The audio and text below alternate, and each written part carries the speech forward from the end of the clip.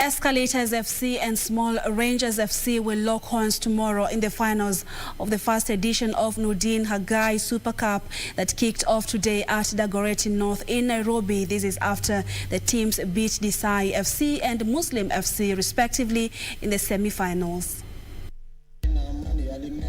6 teams featured in the first edition of Noordean Khagai Super Cup that was aimed at sporting and nurturing talent from grassroots levels.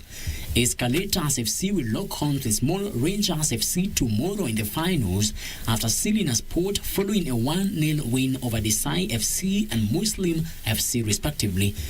The idea or the theme behind the tournament is citizenship rights through sports. Why do I say this? Because we have realized a number of young people either lack valid documentations or 2 never know their rights. So I'm more or less doing a legal aid courtesy of my profession, that is law, and also trying to empower the youth via sports, as you can see behind. So this is one of the future tournaments we want to have. The tournament will be held on an annual basis, with the second edition set to be held on April next year. Meanwhile, the 7th edition of Team Wanyonyi Super Cup that brought together 95 teams culminated today at KBC grounds. Leeds were crowned men's champions after claiming a 4-2 win over Leverkusen on post-match penalties following a 1-1 draw in regular time.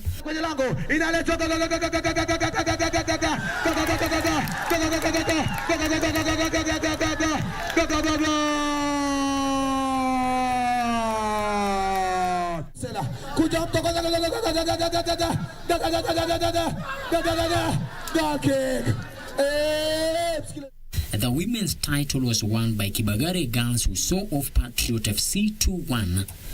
Mechi imekuwa ngumu sababu ni mara ya kwanza kuingia finali ya Wanyonyi Super Cup, lakini tunashukuru Mungu at least tumeweza kuibeba, na at least wasichana hata motisha iko juu ya at least kwa mara ya kwanza kwa miaka 7 wamebeba. Finali imekuwa tough, tumejituma huko ndani.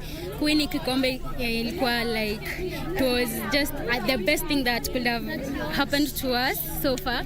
Tulikuwa na motisha mingi sana ya kuchukua hiki kikombe na nafurahi tena sana tumechukua. Some countries which have managed to control, of course they are allowing a reasonable number of fans in the stadium.